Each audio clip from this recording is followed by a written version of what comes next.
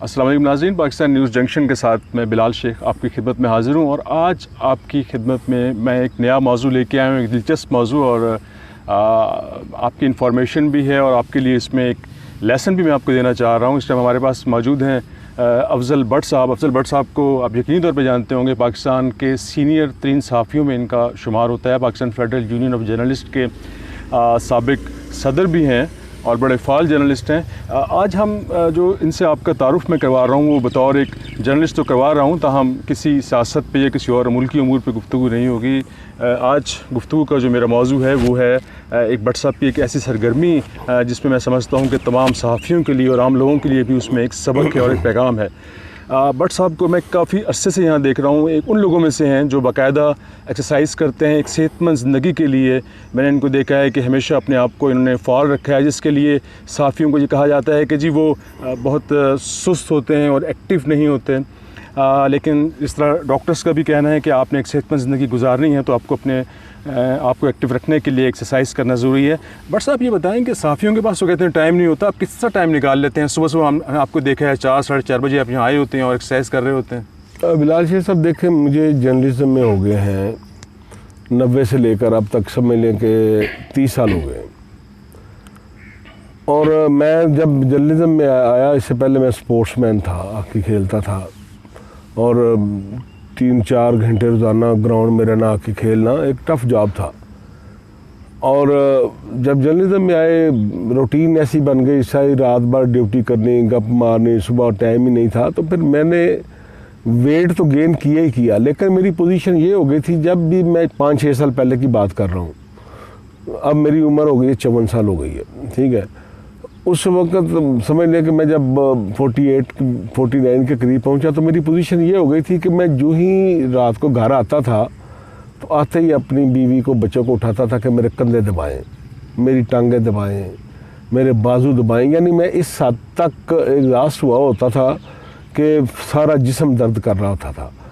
और मैंने अपने तौर पर ये अज्यूम कर लिया था, जिस तरह के हमारे गाँव में मोस्टली होता है, कि अब क्योंकि मेरी उम्र 50 साल हो गई है, अब मुझे शुगर भी होनी है, अब मुझे ब्लड प्रेशर भी होना है और ये नेचुरल है कि मुझे ये चीज़ें, बीमारियां आनी है। ये नहीं था कि इनके सामने को रेजिस्ट करना है।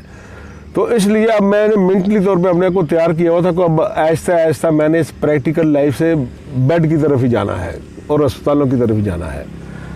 इस दौरान मैं अमेरिका गया तो मेरे दोस्त महर ज़हीर साहब हैं, उन्होंने मुझे ये कहा, जी भट्ट साहब आपने अपनी सेहत देखी है कि आपका वेट 110 के करीब है, खुदा न खास्ता अगर आप बीमार हो जाएं तो आपकी बीवी आपको उठा सकती है, आपके बच्चे आपको संभाल सकते हैं कि अगर 24 घंटे उनको संभालना। उन्होंने कहा आपने ज़हन में तसव्वुर में लाएं कि आप मजदूरी की तरफ जा रहे हैं तो आप कैसे आपका गुजारा हुआ करेगा।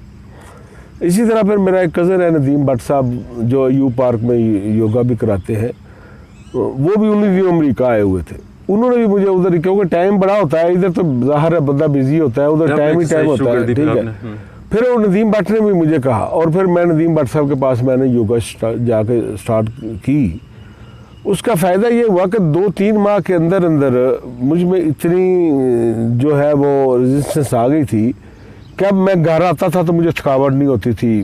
मैंने वो घर वालों से आके उठाना कि दबाओ, टांगें दर्द कर रही हैं, पट्टे दर्द कर रहे हैं, सर दर्द कर रहे हैं, वो काम तो मैंने छोड़ दिया।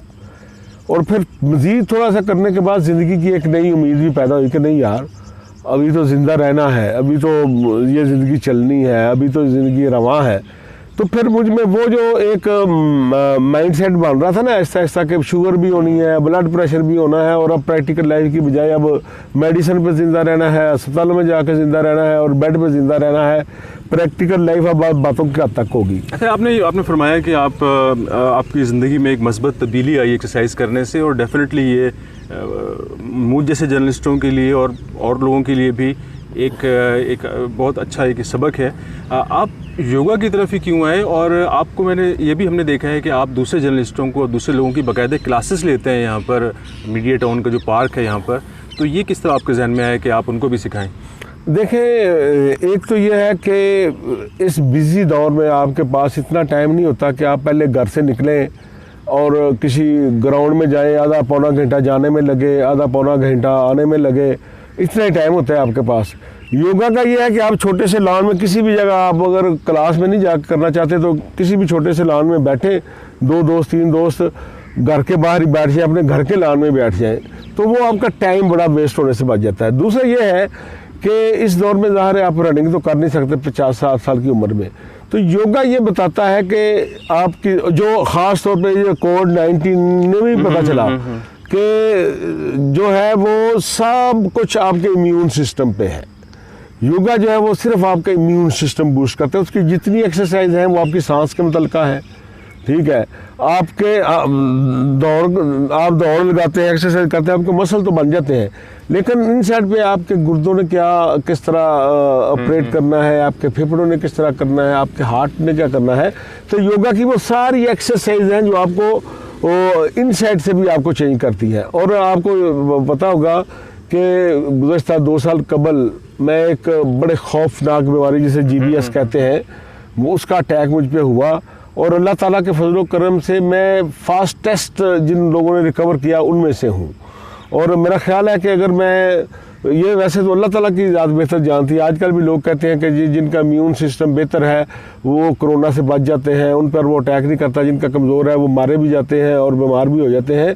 मुझे डॉक्टर भी उस वक्त यही कहते थे कि आपका इम्यून सिस्टम कुछ बेहतर हो चुका था, इसलिए GBS के अटैक में आप सर्वाइव। अच्छा डॉक्टर साहब, एक मुझे बात बताइए कि आप जिस तरह बेजिक्र हुआ, आप साफियों की तो बाकायदा पहले भी यहाँ क्लासेस लेते रहे, जिसमें और भी हमारे यहाँ जो रहायशी हैं यहाँ के मीडिया टाउन के वो भी शरीक होते हैं, कि फ्यूचर में आपके जहन में कोई ऐसी मनसूबाबंदी है कि आप जो साफ़ियों के लीडर भी हैं और साफ़ी आपके नक्शे कदम पे चलते हैं और आपको फॉलो करते हैं, उनके लिए आप, ताकि वो भी इस सेहतमंद सरगर्मी की तरफ आएँ जिसकी तरफ साफ़ी आमतौर पे नहीं आते, कि उनके लिए आप इससे कुछ सिस्टम बनाएं? देखें बिलाल, मैं तमाम दोस्तों से अब कहता हूँ, मैं तबलीग करता हूँ, आप कहते हैं लोगों को कहता हूँ कि मैं समझता हूँ कि किसी बंदे को मैदान में लेकर आना, एक्सरसाइज की तरफ लेकर आना एक ख़ानदान की ज़िंदगी बचाने के मुतरादिफ है।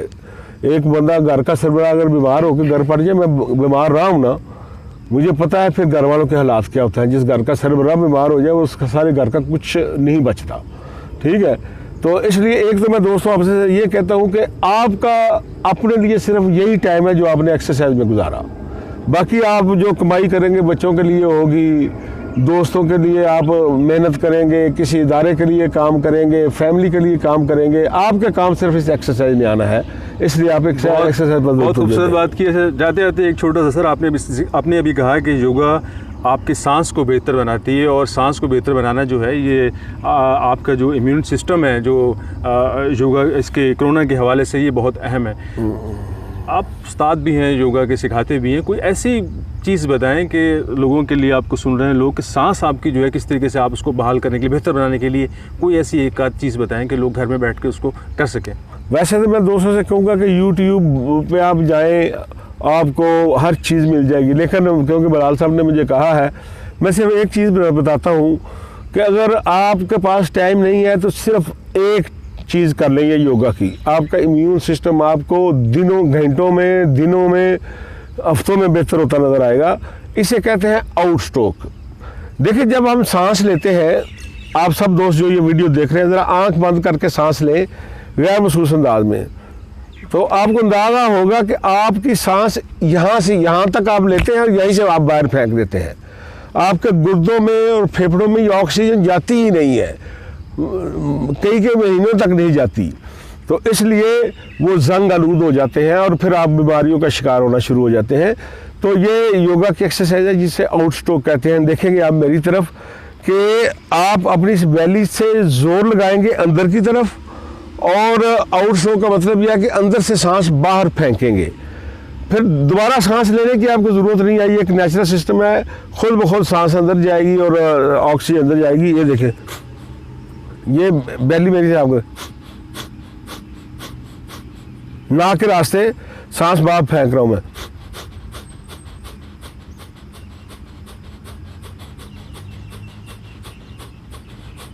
इस तरह करते फिर आपने थोड़ा सा लंबी सांसें लेनी है। कैसे कि वो तो आपने आउट स्ट्रोक कर लिया, अंदर से कार्बन डाइऑक्साइड दीगर चीज़ें बाहर फेंक दी, अब थोड़ा सा इनहेल भी करनी है, आपने ऑक्सीजन भी अंदर लेकर जानी है। तो ये देखें,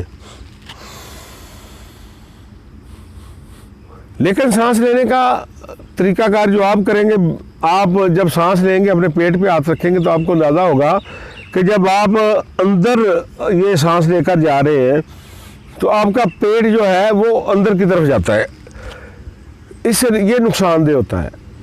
आपने जब सांस अंदर लेकर जानी है तो पेट गुब्बारे की तरह बाहर फुलाना है कि कुछ चीज़ अंदर जा रही है और गुब्बारा फूल रहा है। उससे क्या होगा कि वो तमाम चीज़ें अंदर के ऑर्गन जो है उनके एंड तक जो है मसाने तक ऑक्सीजन चली जाती है वेन्स के ज़रिए, ठीक है। और इसी तरह जब सांस बाहर फेंकनी है तो फिर पेट को अंदर की तरफ लेकर जाना है। ये देखिए मेरी तरफ, आप ये पेट मैंने अंदर रखा हुआ है, ये मैंने गुब्बारा बना लिया हुआ है, अब हमने बाहर फेंकी है। तो आप सिर्फ ये 2-3 एक्सरसाइज अपने घर के लान में कर लिया करें, घर की छत पे कर लिया करें, आपको एक हफ्ते के अंदर अब महसूस होगा कि आपका इम्यून सिस्टम बेहतर हो रहा है। जी नाज़रीन, आपने देखा कि अफजल भट्ट साहब ने ना सिर्फ हमें ये बताया कि अगर आपने एक सेहतमंद ज़िंदगी गुजारनी है और आप चाहते हैं कि आप एक ज़िंदा इंसान की तरह ज़िंदा रहें और एक खुशगवार ज़िंदगी गुजारें, तो आप एक्सरसाइज करें, इसको मामूल बनाएं। उन्होंने हमें ये भी बताया कि आप सांस किस तरह बेहतर बना सकते हैं। और बहुत बहुत शुक्रिया भट्ट साहब आपका, और हमसे हमारा चैनल देखते रहिए ताकि हम आपसे मज़ीद इस किस्म की पॉजिटिव चीज़ें, अच्छी चीज़ें आपसे शेयर करते रहें। आपका बहुत शुक्रिया।